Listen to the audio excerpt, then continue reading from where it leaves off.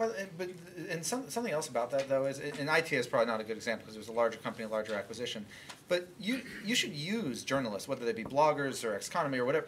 Use them. You know, people always ask, you know, my wife always says to me, you know, why does anyone talk to you? Well, one reason. Wow, that sounded bad.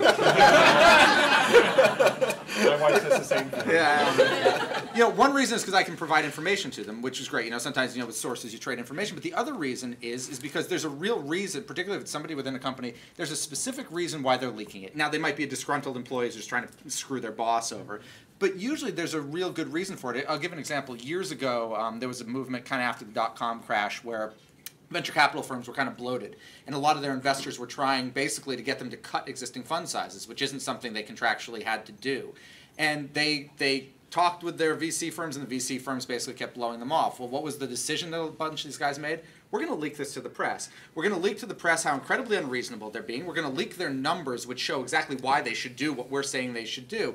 And as a reporter, I was happy to be used for it because it was a great story, and for them, it pushed along something for them. And maybe that means, you know, look, it's the reason why public companies and their attorneys often leak, you know, public M&A sale information. Why? They want to boost the price. Anytime that a company's supposedly getting acquired for $30 a share, the minute it shows up in the journal, that company's now getting bought for $35 a share because you got to pay a premium to whatever the journal reported. So you know, think about, you know, there are good times to leak things, and with social media and the fact that you can create bogus Twitter accounts and stuff, you can do it a lot easier than you could before. So you're saying create bogus, let me make sure. Maybe we should move on for a moment here. So I think it'd be interesting, you kind of touched on this before about how your jobs are changing a little bit and the things that you're writing. So I'm interested, and I think the audience will be also, how is the job of putting together a story and the editorial process different? Has it changed because of social media? And a lot of nodding. I'll talk. Yeah, I mean it has. You have a lot more access to information than you had before. You know, you can learn a lot about an individual you're going to be talking to before you've actually talked to them. I mean, and not just their official bio, but their LinkedIn account. Maybe somehow you have access to their Facebook account, whatever else, or you can see what they've been tweeting. You can see what they've been blogging. You can actually get maybe in many cases an actual sense for the person beyond just their biography and their work history. I think that changes a lot, and obviously the communication tools means you can communicate with, you know, just in general with your job, you can communicate with a lot of people much faster and much different than you used to before, either just via phone call or just via email. There's also a lot more decisions to be made in the process of finding information, collecting it. You learn something and immediately you have to decide, okay, is this something that's appropriate for Twitter? Is this something that I should hold on to and, you know, sort of nurture a little bit and make a little bigger and then, you know, bust out to the world? Or, you know, is this something that you know, I want people to know that I know, for example. You know, you have all these kind of decisions at each stage of a story. You know, should I sort of tweet this? Should I hang on to it for a little bit? I think anyone in kind of blogging, social media, or journalism is faced with those kinds of decisions all the time. And the more outlets we have for information, the more decisions like that you have to make. Yeah, I mean, I think information overload is a huge problem for us as well as you, as well as everyone. And how do you decide? I can't barely keep up with the Twitter feed. I'm not looking at it all day, but I do wonder if there's an opportunity cost in all the time that we're spent just looking at all the mostly irrelevant stuff that comes to us and what we could be doing with that time if we weren't glued to our devices all the time. So, I mean, probably looking at fewer press releases would help us. So, the more you can tailor specific message and really contact us when there's significant news, and the more you know each journalist and each publication what we are looking for in a story, obviously the better for all of us. Twitter has done one huge thing for journalists, though, and at least for online ones like me who are trying to break news. It has given, it's made, there's a now objective way to know who actually broke a story, which no one cares about except journalists. But, you know, with WordPress, you can change a date. You can change a time. Oh, really? I published this at 2 and he published it, yeah. Oh, no, I didn't. I published it at noon. Prove I didn't. But with Twitter, no, seriously. With Twitter, the first, there's a timestamp on that, and we can't screw with that. That actually, at least to those of us trying to break news, that matters a lot, which is why, you know, the other day I had a story that I was starting to write. I was like, it's going to take me 30 minutes to write this, and someone might get it before me. I'm going to put one line on Twitter saying something about this is coming, and just for the selfishness of saying this is ours, we got this thing. And I'm not the only one who does that. A lot of people do. I think Dan makes an important point, though, which is don't think in terms of exclusives. It used to be that PR plans would carefully involve who got the story first, and exclusives were used as sort of a competitive weapon. No one cares anymore. When the news hits the internet now, it is picked up and copied by everybody else. There are a few exceptions. TMZ got Michael Jackson's death first, and everybody knows that. But there aren't that many stories like that. People quickly forget who was the first to have information these days. So don't play favorites with media anymore. But it matters but reporters still care who gets it first, which means that if you give me or somebody else. No, here's why. Because if you give Arrington the exclusive, he's going to promote it more than if he realizes he's the 10th guy to get it. He might not. And everybody else who competes against Arrington's going to be pissed off. It's always been that way. I've always advised. But you'd always rather be there. But I would rather, if I had a startup, an internet startup, I would rather have a story on TechCrunch and have everyone else ignore me. All right, and everybody else is going to be pissed off at you from then on. What is the value of that? I'm on TechCrunch, and they'll continue to write about me. Well, no, you're on TechCrunch once.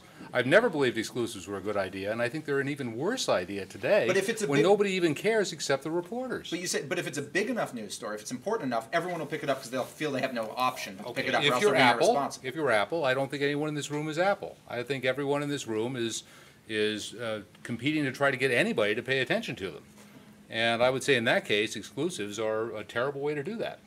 I guess I'll respectfully disagree. It seems to me if you want to get a story written by somebody, if you want to guarantee that you're going to get a story instead of just a blurb, if you give somebody the exclusive and you have a deal that they're going to write a story about you, that guarantees you've at least got something more than a blurb. Well, Techstars has this as a policy. They give all their financing news as an exclusive to TechCrunch.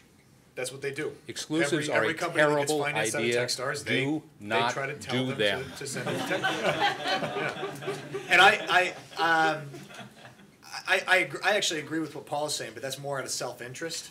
Because I'm probably not the top guy on your list for that exclusive. But also on the other hand, I mean, I don't really think that there's that. I mean, I don't maybe keep score as closely as Dan does, where it's like who's there first by minutes. I want a story that I get and everyone else has to say I got it because no one else has it. Right? I want that story that I heard about and I researched and no one else really knows about it. And I'm reporting it based on my own, shoe leather and talking with people. I report it and everyone else has got to say, Galen Moore at Mass High Tech and Boston Business Journal is reporting that such and such and such and such and such. That's a scoop. It's not a scoop when you get the press release a half an hour before everyone else. That's, that's nice. But, and you like that. But, for the readers, I don't think they notice the difference. But they do notice the difference when everyone's saying, everyone's got your name at the top of their article at how you reported it first and linking back to your page. I see the merits of both of all of what they're saying, but and probably for Economy it would be maybe less. I mean, of course we'd love to get credit and break the story, but maybe it's taking an even longer view and looking back weeks and months and years down the road. Did you do a story that we can look back at and be proud of, and stands the test of time? And so that's kind of what we're shooting for. And we can debate the merits of TechCrunch on that all day. I think we probably all feel similarly, actually. But what do we all wish we'd started there? Got 25 million. I think that's true. I feel that way. That's pretty low, actually. I'm actually extremely nervous. I really enjoy TechCrunch as much as I hate them. I love reading it, and I'm nervous that it will go away with AOL's acquisition. Why would it go away? When I say go away, I mean it will not. It will go away from my world. It will not be useful anymore to me. It will not be the TechCrunch that it was under AOL's stewardship. You saying AOL sometimes doesn't run things well? So you guys are all passionate about who releases a story first. Apart from you folks, who cares about that? Nobody, but it's the fact that we care. And if you want me, for example, if you think for whatever reason, me writing a story is where the person you want your story to be actually written about, not just mentioned, but actually, 5 paragraphs, 10 paragraphs or whatever. Well, it matters to me, and it matters to most reporters, and therefore it better matter to you, because if you want me to write it, well then, kiss my ass, essentially. And I mean that in a good way. I mean it in a good way. If I care about it, and I know that TechCrunch does and a lot of publications do, well, if you want to get the story, then You're right. The readers don't care that I got it first, but I do. So therefore, I might actually write it. Dan, you're wrong. It matters beyond the ego-swollen scorekeeping kept by journalists, right? It matters because I've got readers I'm trying to serve, right? This is a business-to-business publication. My readers, this is not just what's the new internet gadget, honey. This is, what's happening in my landscape? What's my competitive world look like? Who's trying to eat my lunch, right? I'm trying to provide a service for the readers of Mass High Tech and Boston Business Journal who are out there wondering what's going on. If I'm first with a story, that's rewarding them for their loyalty, right? For them coming to my site every day, for them reading the publication, getting the news feed, getting the email product, they're going to say, yes, I'm glad I got this email product today because it's got a story that really is important to me. So, it's being first with something is important. No, I apologize. That is why. I mean, look, I'm somebody who happens to get paid not on the number of readers I have exactly, but I get paid based on ads. I mean, I really do. I don't just have a salary. I really get paid on ads. And as such, as part of that, well, therefore, I need a certain number of readers, and there's a million email newsletters out there. I have to have a reason why mine actually get opened in the morning, and so that's why I care about being first. That's ultimately why I care. So that's interesting debate here. I think it's one of the things I think, Galen, you mentioned was, that you think about that each platform differently and what you disclose on it. So is that true for you, Greg, too?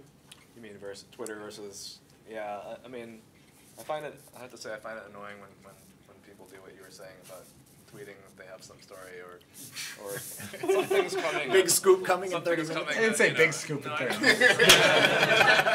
I can't even think of a specific example you're talking about. But yeah, we definitely, I mean, and I'm relatively a Twitter novice, so I mean, I've been doing a lot less long than all these guys. So, but yeah, and coming from the world of print, I mean, I'm even only 2.5 years into the whole daily online thing. So I'm used to, before I was used to monthly and weekly schedules where you're spending a long time getting the writing really, really good and top notch, and now it's you're churning out stuff every day. So it's a very different environment for me.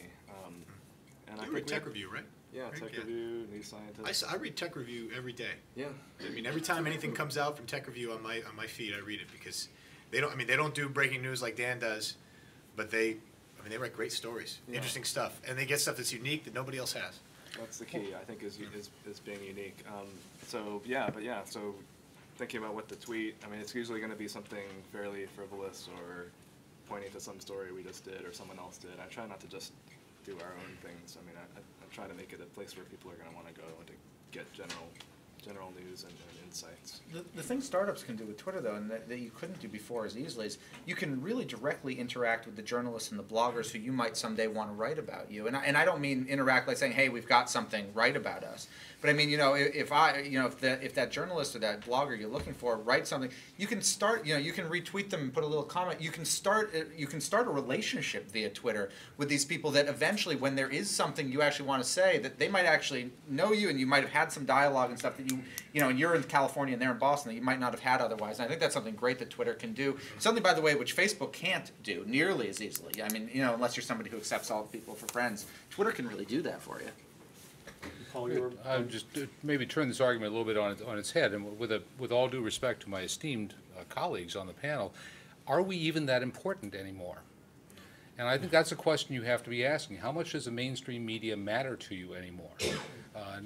Not quite apart from the statistics, the alarming statistics about the collapse of the newspaper industry, the broadcast industry, the massive layoffs, the losses, which are due to factors quite different, I think, from their influence level. You have the capacity now to take your message directly to your public. And we, who are the media, who all of us are at some level, the media, may be much less important to your market than we would have been 5 years ago. In addition, stories now spread from the bottom up much more than they spread from the top down. A lot of people are familiar with Zappos, the company that was acquired by Amazon last year for some outrageous multiple. The reason people heard about Zappos was because of of millions of blog posts and tweets and people talking at conferences about Zappos, and then that spread up into the mainstream media, which then reflected what they were hearing from below. But I'm not about to say that the mainstream media isn't important, but I think it's less important than it was a few years ago, and you have the capacity now to influence markets from the bottom up to a much greater degree than you've ever had.